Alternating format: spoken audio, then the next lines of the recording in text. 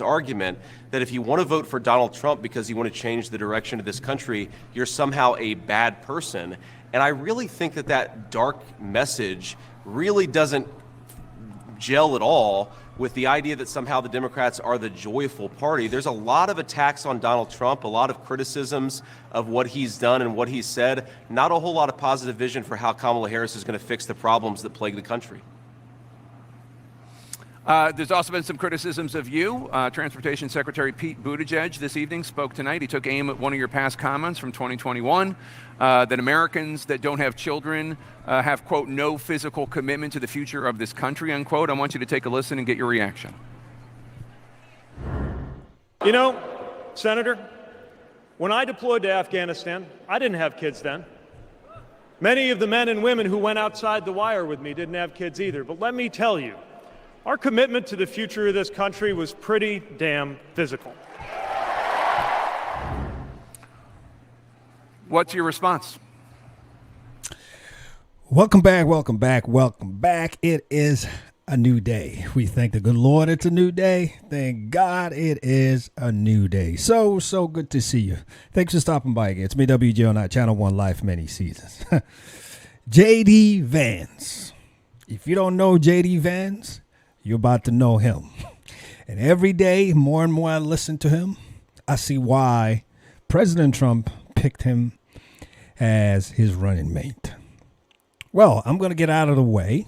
Here's a one-on-one interview with Jake Tapper with J.D. Vance. It's a whole bunch of stuff being thrown at him. Comments from different Democrats. So let's just get right into it and see how he handles himself. J.D. Vance. Well, my response, Jake, is that Pete Buttigieg has taken a sarcastic remark that I made 3 years ago and turned it into something to distract from the fact that his leadership has seen higher transportation costs, higher fuel costs, and higher food prices for American citizens all over our country. These guys act so focused on a sarcastic quip that I made that they ignore the fact that under Kamala Harris's leadership, Americans can't afford the basic necessities of a good life in this country. And so I appreciate that Pete Buttigieg pretends to be offended by what I said. I think Pete should be offended by the fact that under his leadership as Secretary of Transportation, the government took in $8 billion to build 7 electric vehicle charging facilities at a time when Americans are paying 45% more for the gas that transports them to work. That's what we should be focused on, and that's what we should be talking about. And it illustrates, Jake, my entire criticism of the Democratic approach here is they're focused on fake issues instead of the real record. And the real record is that Kamala Harris has made this country poorer. Donald Trump made the middle class richer, and he caused a lot of peace and prosperity to break out in this country and all over the world. It's a very simple contrast, and I wish the Democrats would focus on the issues.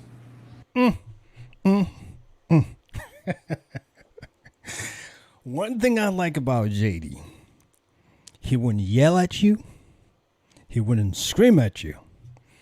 He wouldn't curse at you. But he'll lay down the facts. And I like the way he's taking the questions and refocusing back to what matters. Not the nonsensicals. Wow, remarkable. Let's just keep on enjoying this. There was another comment about you I wanted to get a reaction to. This evening we heard a bit about January 6, 2021. We saw a video of police officers getting assaulted. Take a listen to what Maryland Congressman Jamie Raskin said the other night about you. And by the way, J.D. Vance, do you understand why there was a sudden job opening for running mate on the GOP ticket? They tried to kill your predecessor. Sudden? There has to be a running mate. What is he talking about? Sudden.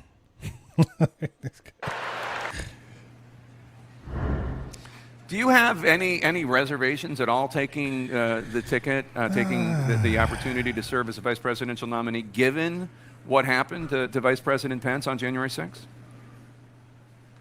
No, not at all, Jake. And look, I can't help but laugh at what Jamie Raskin said. These are people who somehow always make themselves the victims. Jamie Raskin should be much more worried about the fact that there are a lot of Americans that can't afford to buy groceries, that can't afford to put their children in a nice home because of the policies that he has implemented and he has voted for. I just don't understand a person in American politics in 2024 who's whining about what happened to them instead of using their leadership and using their influence to make the lives of American citizens better. I have no reservations about taking this job because I know that if we make Donald J. Trump president of the United States, he's going to deliver rising wages, lower prices, and a secure border. That is all worth it for me, whatever the media or Jamie Raskin says about me. Look at Jake Tapper's face and tell me what you see. I'll tell you what I see in a second, but tell me, tell us, put it in the comment section below. You know what I see? He is in total agreement with JD Vance, but unfortunately, he can't admit it because he's on CNN. That is a face that tells you you are accurate. I have no comments. No follow-up comments.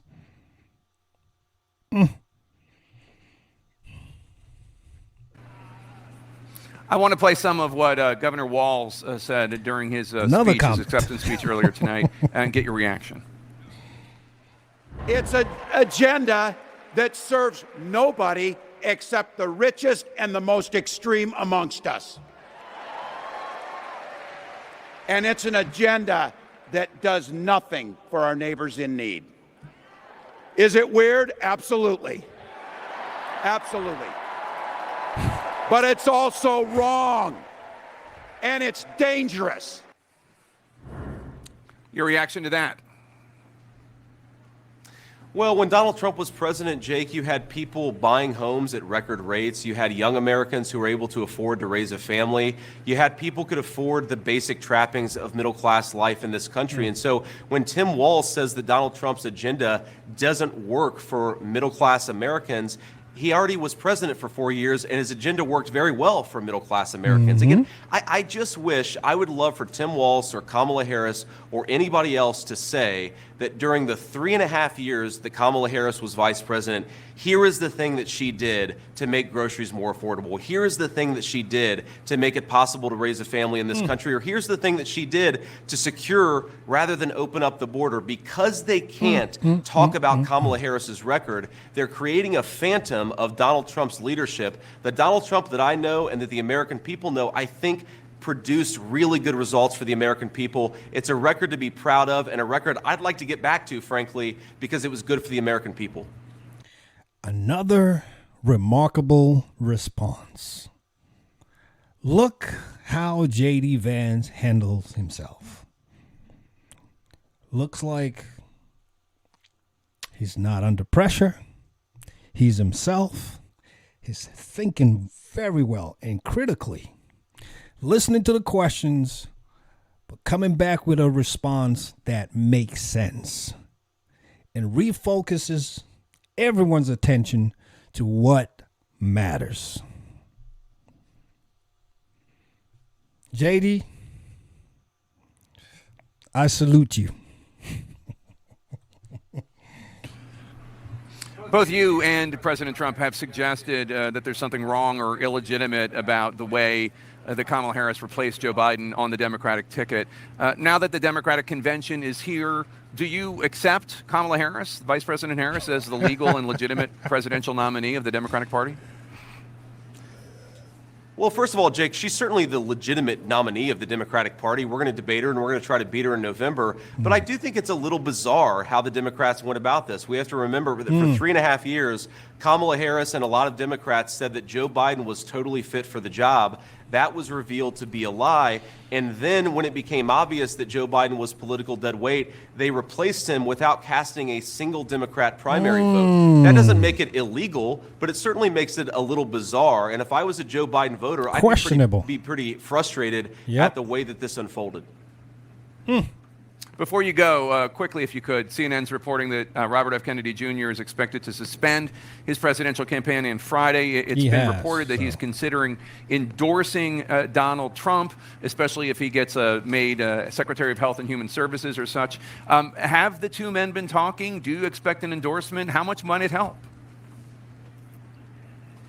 You know, so I don't talk to Robert F. Kennedy Jr., Jake. I certainly listen to what he says, and I do think that he is a guy who recognizes that the Kennedy Democrats of old have been replaced by the Kamala Harris Democrats who support high inflation and open borders. So I'm not surprised that he feels left behind by the Democratic Party. I think a lot of Democrats, a lot of people like my grandparents feel left behind by the Democratic Party. I would certainly welcome his endorsement of Donald Trump. I've seen the same reports you mentioned. I don't know if it's actually going to happen, but I certainly hope it does, because I do think it would be helpful, because it drives home this idea that the Democratic Party of John F. Kennedy, it's just not the Democratic Party of 2024. Let's get back to common sense. And unfortunately, the only American leader running on common sense right now at a national level is Donald Trump. Wow. There you have it. If you ever had any doubts about J.D. Vance and his confidence, there you have it. I think Americans needed that too, like people that were questioning his intelligence. Who is this guy? If you haven't listened to him before and you have an opportunity to listen to him now, I hope you now know who J.D. Vance is. I am waiting on that vice presidential debate. I don't know when that is, but I know it's going to be fiery, feisty. Because you got J.D. Vance, who's definitely much younger and very sharp, in my opinion, sharper than Tim Walz, who's a very rowdy guy. So I'm watching and waiting to see how J.D. Vance utilizes his intelligence, his calmness, but his potency to silence Tim Walz and his rowdiness. Hey, please put your comments in the comment section below on how J.D. Vance handled himself with all of this comments coming from the different angles from the Democratic Party, attacking him. And if you have any other comments that you think we should know about J.D. Vance or about the election in general, please drop in the comment section below. Let's educate ourselves. We're about how many more days now to Election Day? About 60 days or less. Boy, oh boy, oh boy. An important decision to be made. God help us. Hey, you know how we like to wrap it up? We just like to remind ourselves that we always remember that we got one life with many seasons. So let's make the best of it. Please like, comment, share, and subscribe. Please like, comment, share, and subscribe. God bless you, and I'll see you soon. You take care now. Bye for now.